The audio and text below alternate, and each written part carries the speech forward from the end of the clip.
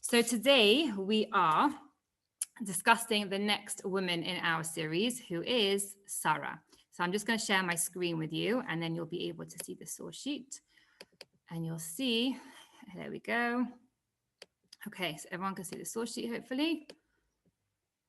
Oops, 1 second, let me just put this up. There we go. Okay, so I entitled the share, it's called Sara, Beauty, Brains, and Bitachon. Now, Bitachon means faith, basically faith in God, having emunah, having an ultimate faith in God. And Sara was somebody who had all these three qualities. And as I was researching more and more about her, I found it really amazing that she possessed these three character traits. And I think something that we can really learn from her in our modern day world. So let's begin. So Sara is probably someone who is one of the most famous, I would say, women matriarchs of the whole Tanakh. She is married, as we know, to a trailblazer of a husband, a man who sort of changed the face of the world and monotheism really forever. And she was a huge partner in this relationship and in what he did for mankind and for history. And not only do we read about her and about their story, well, actually, we have been reading the past few weeks really in the Torah, but we also revisit her story every Rosh Hashanah. So we become very familiar with her and her life. And I think a lot of people are named after Sara, and it's like a name that we hear very, very often. So we feel like we know everything about her. But as I was researching for this show, I realized that there were so many things I never even considered about her that really are very, very crucial to understanding her as a human being. So we're going to be looking at her life mainly chronologically and seeing really what messages we can take from her. So the first time we are ever introduced to Sara is in the Parsha of Noach in the book of Bereshit, where we're just told very simply, source number 1 and source number 2, we're told that Vayikach Avraham, and Avraham took this wife, and the wife's name was Sarai, and Sarai is underlined in English and in Hebrew. And then we're told one sort of thing about her, which is Vatihi Sarai Ikara, that she was barren and she had no child. She basically was unable to have children and she had no offspring. So that's the first thing we ever learn about Sara, or Sarai, I should say. Now, Rashi tells us, with source number 2, what Sarai actually means. Now, Sarai was called Sarai before she was changed to being called Sara, which we're going to see a bit later. So Rashi says that this name Yiska, which is mentioned over here, not Yiska that we say on Yom Tov, it's spelled differently, but Yiska with a samach, it also refers to Sara. And it says, let's look at the English. She was, here we go, this was Sara. She was also named Yiska from the meaning to see or to look, because she could see the future by holy inspiration and because everybody looked or gazed at her beauty. The name Yiska also has reference to princely dignity, just as the name Sara has an allusion to ruling, and it comes from this word in Hebrew. Now, so from this understanding of Rashi, we see some amazing qualities and amazing character traits of Sara herself. We see, number 1, that she was very beautiful. She was a beautiful human being. People loved to look at her and people loved to gaze at her. But also somebody who looked to the future, someone that was able, so in a way, in a prophetic kind of a way, she's able to see what was going to happen in the future. And it's kind of like a royal quality that she had about her that we are going to see a bit later that keeps on coming up, this like royal princessly kind of personality that she had. And it's interesting because it's not mentioned here, but the word Sarai with a yud at the end, as we see over here, the word Sarai means in English, if we translate it like literally, it means the minister of her own nation, the minister of her own nation. It's in a singular, of her own single nation. The yud at the end of her name, Sarai, rather than Sarah, makes it singular. And when her name is changed from Sarai in the individual to Sarah in the plural, it documents a change of her status to being like an officer of herself, just Sarai of myself, to being Sarah, the officer, the head, the leader of the whole of the Jewish nation. But if we think about it, actually, she doesn't seem to be the minister of her own individual self. She doesn't seem to be somebody who is in charge of her own being. Now, what do I mean by that? She seems quite passive, actually, especially at the beginning of when we first introduced to her, because she was somebody who was physically taken twice. She was abducted twice on 2 different occasions. First by Avimelech and also by King Pharaoh. She was taken because of her beauty and she was abducted.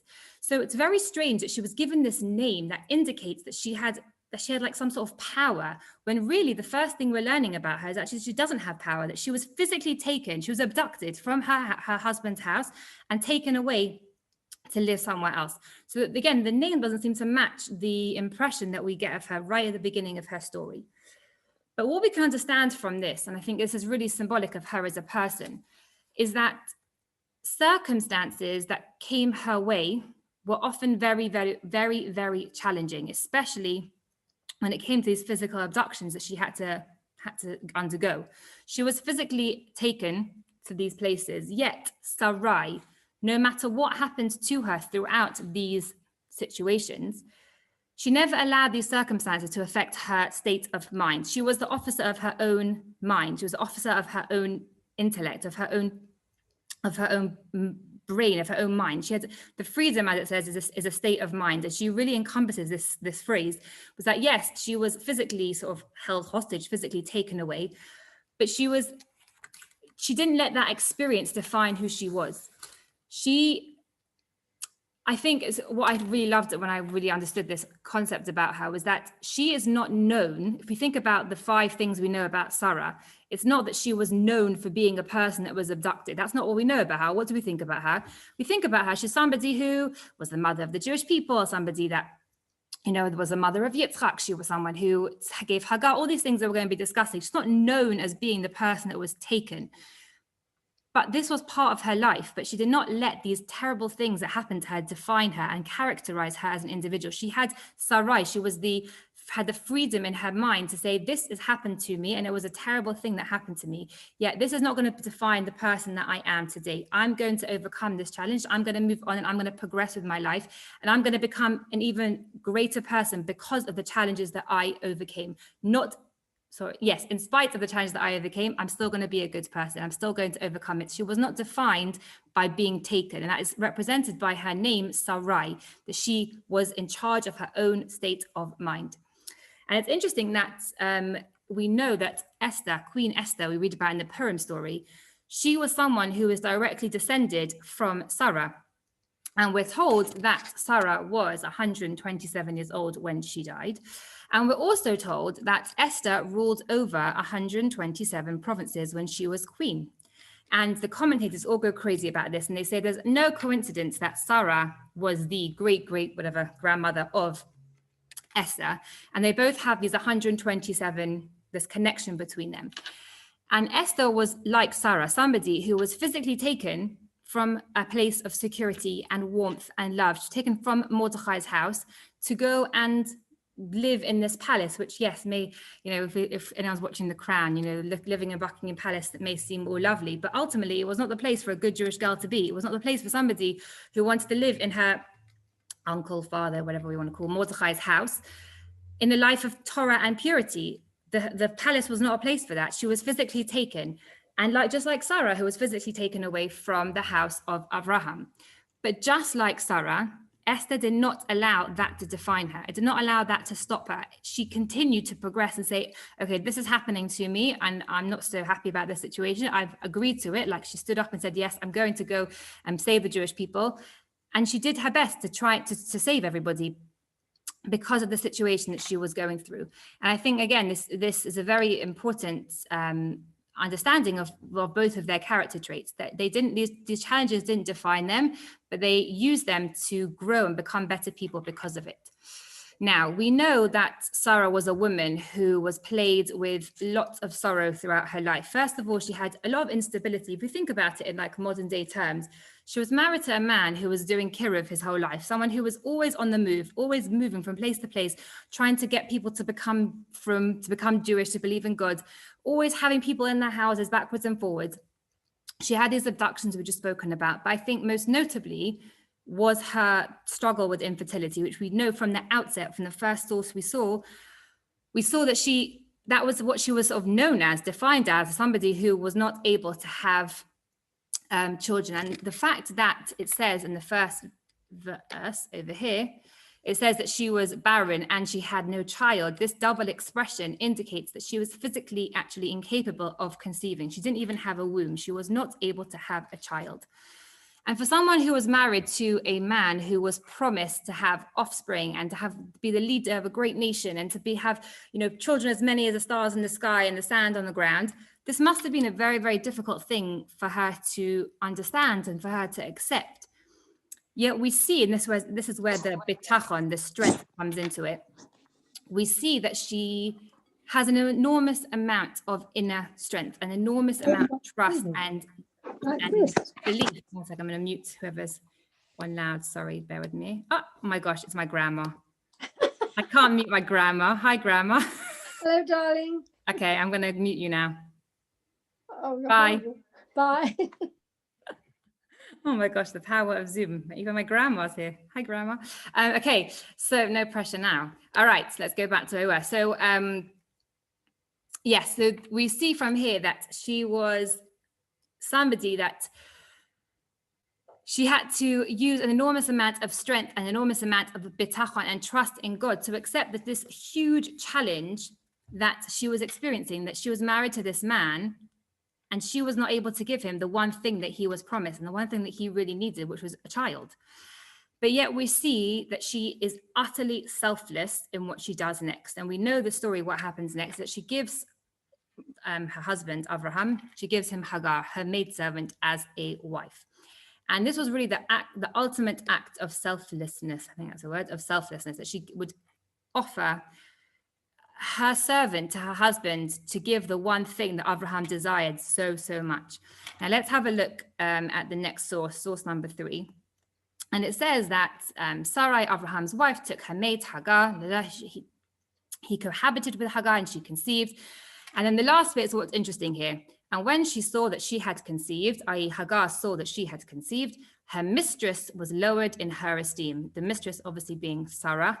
She was lowered in her esteem. Okay, it's very strange sort of wording. So let's keep that in our mind. And now let's look at the next source over here, source number 4, which is literally the next verse. The next verse says, and Sarai said to Abraham, the wrong done me is your fault. It's very strange English. Basically, I can't believe what's going on here. I can't believe what I've done. I'm lowered in her esteem. I'm at fault. I've done this terrible deed. I've given my maidservant to you. It's a huge mistake. What have I done? And she's sort of like regretting, it seems, a little bit what she has done by giving Hagar, by giving the maidservant to Abraham.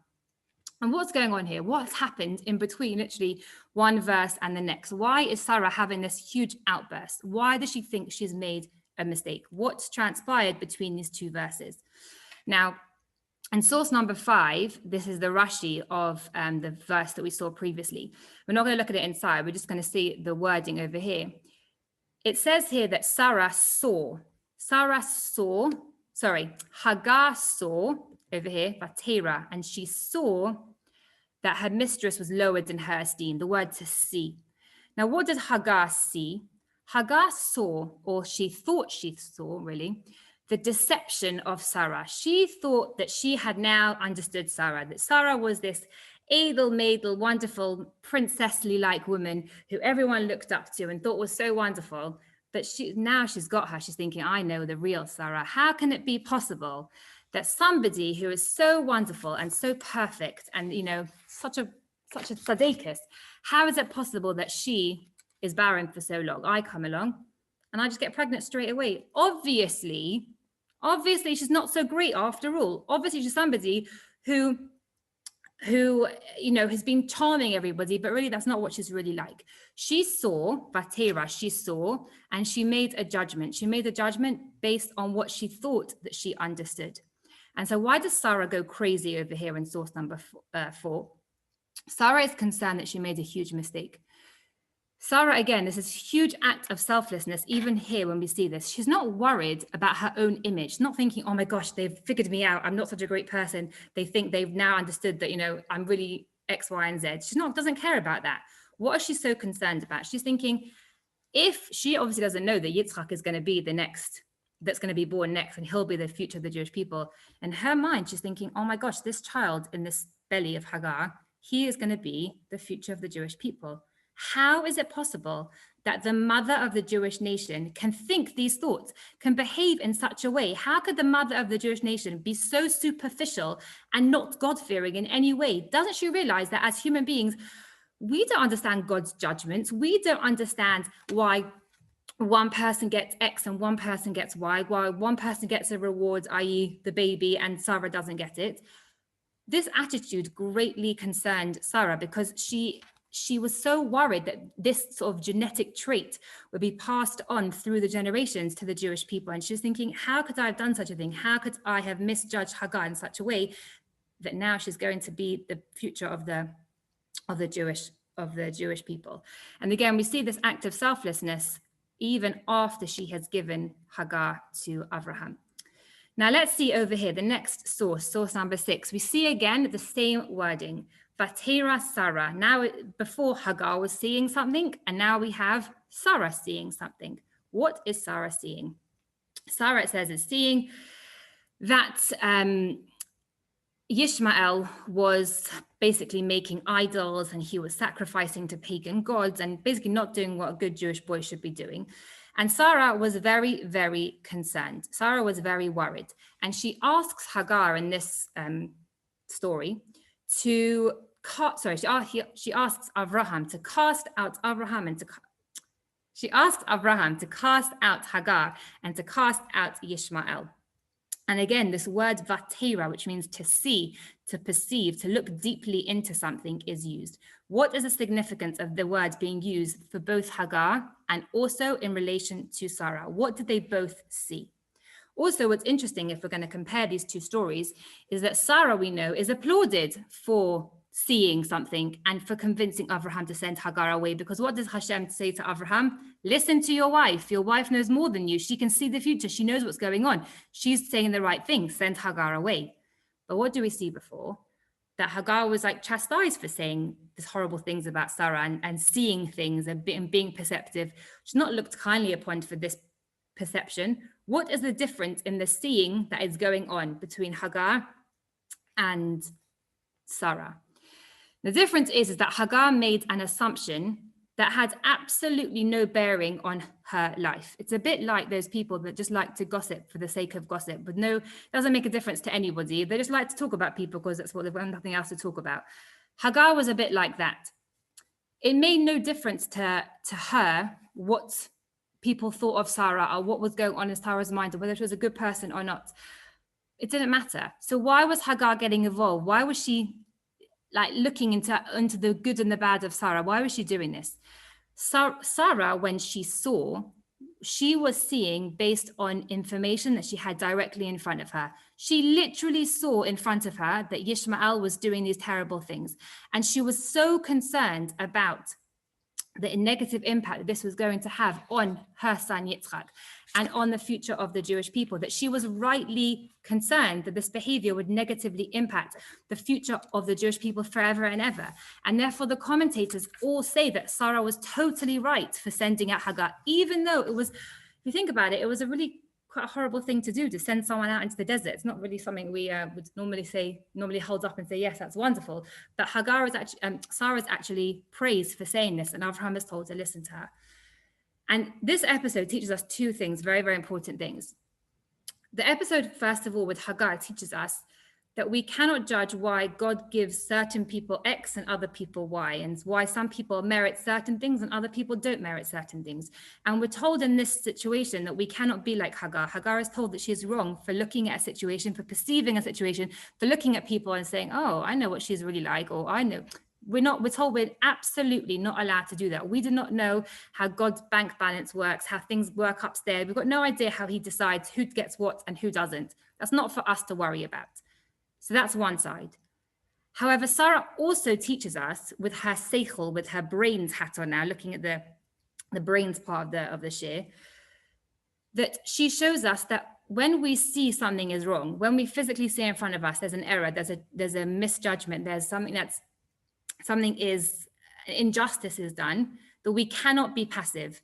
Sara, we saw before, was someone who was quite passive. She was taken, physically taken, but now we see her standing up because she says, no, this is not correct. This is not right what's going on here. I have to stand up and make a stand. And we see the shift in the way that Sara is perceived by us, by the reader. And it's something to teach us as a very important lesson that, yes, there are times when it's very important to stand up for ourselves and for people around us. And other times, don't get involved. And we need to have the seichel, we need to have the brain, so to speak, to know the difference between these two situations. Now, the Netziv, who was a 19th century rabbi, he explains that Abraham and Sarah, they connected to God in very different ways. And he explains that Abraham was the quintessential prophet, like a prophet that you would typically imagine. I'm not quite sure how prophets spoke to God, but I think something along the lines of they went to sleep and they had some prophecy in there. I don't know all the ins and outs of it all. I'm not on that level. But from what the Netziv explains to us is that Abraham's was much more of a natural connection. Like it just sort of came. He made these decisions earlier in his life to believe in God, and God sort of spoke to him. It was quite passive in that respect. Whereas Sara, we're told, she got her connection to God through Ruach HaKodesh, which is a very hard word to understand or to translate. The real translation is like a Holy Spirit, but it's a not very Jewish understanding of Holy Spirit. It's basically another way of connecting to God. And this way of connecting to God is attained much more through hard work and basically determination and working hard on oneself to have this connection. She wasn't given a gift like Abraham was given to have this relationship that was sort of just given to him, but she had to work constantly in a much more concrete and sort of like thought out way. And actually we know this from the Netziv explains that her lifestyle mirrors this idea, because what was Abraham doing? Abraham was like the businessman, always talking to this one, like sort of the person in the Kiddush, always with this one, with that one, running around from here to there, like the big macher and shul. Like that's what Abraham was. He was constantly trying to get people to be religious and to be Jewish and trying to follow him. And he was always busy. So he hasn't got time really to sit in like contemplation and meditation and think about his religious connection to God as much as Sara does. Sara, we know, yes, she was totally on board with what Abraham was doing, and she's the one making the food in the tent and giving it to people. But she, we're told, spends an awful lot of time in her tent. She spends so much so that we're told that, there are certain things that when she left the tent, when she died, that they went with her, like the challah didn't stay fresh anymore and the candles didn't go from Shabbat to Shabbat, because the tent symbolized her. She was someone that was like a homebody. She spent a lot of time in the tent. And what was she doing in this tent? She was meditating. She was introspecting on her life. She was spending the time focusing on her connection to God, on her emunah, on her bitachon, her strength of character that we spoke about earlier. And the commentators all talk, when they talk about Sara, they all say that she had this inner serenity. Even at the beginning we saw with her name, this inner peace, this inner calm that even Abraham didn't possess. She had it, and she constantly was working on it throughout her life. She wasn't just given it. She wasn't born in this way. She was something that she had to constantly work on. And again, we're going to summarize this all in the end to see how it relates to us. But now I just want to quickly finish off, because I'm conscious of the time. I want to finish off with the last two sources. Now, this is as I said, we're going chronologically. I missed a bit about Yitzchak's birth just because of time purposes, but now we're going to go to her death. Now, this is one of the famous verses about Sara. We learn more about Sara, I think, from here than anything else about when she actually dies. So we're told that Vayu Chaye Sara, and Sarah's life was Me'ah Shana ve'esrim shana ve'sheva shanim shnei Chaye Sara. And it's a very strange, technically very strange verse. First question I have on this verse, not me actually, the commentators have on this verse is, why is the word Chaye used twice? We have here, Chaye means the life. Why is the word the life of Sara used here and then used here at the end? What's the deal? Why can't I just say it once? That's our first question.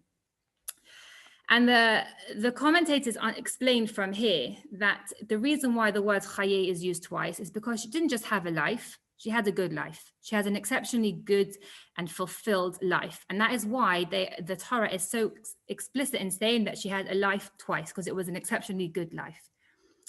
But if we think back to the things we've been discussing about Sara, I wouldn't say that her life was particularly great. I mean, she struggled immensely. She didn't have a child until she was in her 80s. She had to send out Hagar, which must have been a very difficult thing for someone who was such a giving person to do.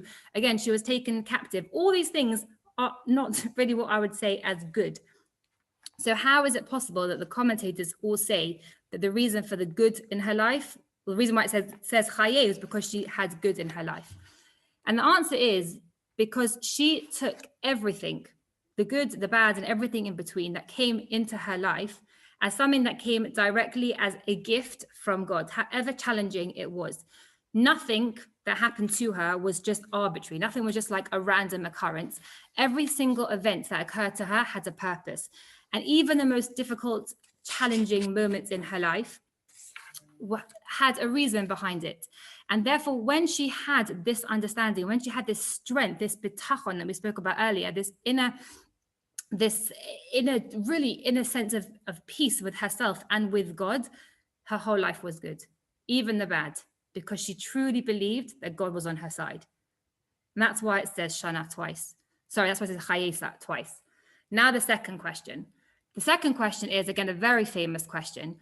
Why does it say years after all these numbers? It says that she lived 100 years, 20 years, 7 years. Why the continuous years? Why can't you say 127? What's the breakup of the years?